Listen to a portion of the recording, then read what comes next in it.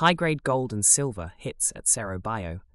That is the headline from Daura Gold after the company wrapped up its first phase of drilling at the project.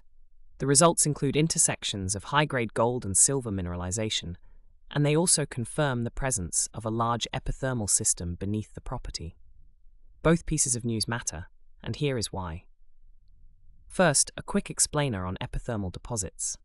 These form when hot, mineral-rich fluids move through the Earth's crust at relatively shallow depths. As those fluids cool, they leave behind concentrated veins of gold and silver. Confirming that a large epithermal system exists at a project is a meaningful milestone, especially at this early stage. It suggests the potential for multiple mineralized zones spread across a wider area, not just a single narrow vein.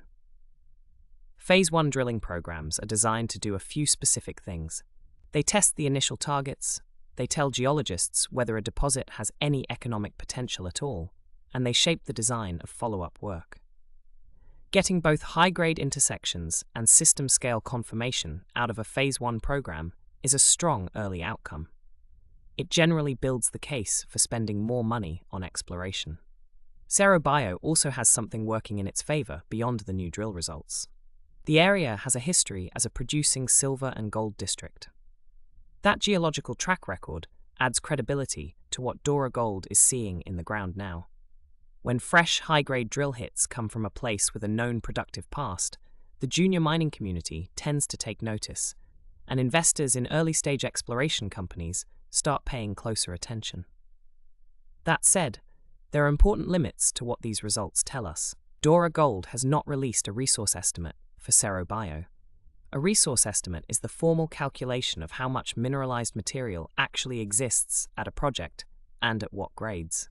Single drill intersections, even impressive ones, do not guarantee an economically viable deposit. There are several other factors still to be worked out.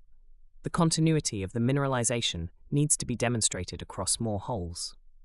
Metallurgical testing will determine how well the gold and silver can actually be recovered from the rock. And full project economics are a long way off. The practical takeaway here is straightforward. Daura Gold has cleared an important early hurdle at Cerro Bayo.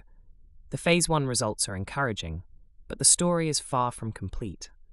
Watch for news on Phase 2 drill plans and any steps toward a formal resource estimate. Those will be the next real indicators of how serious this project could become. Bullion Flash is brought to you by Absolute Bullion, a California-based dealer in gold, silver, platinum, and palladium. More at absolutebullion.com.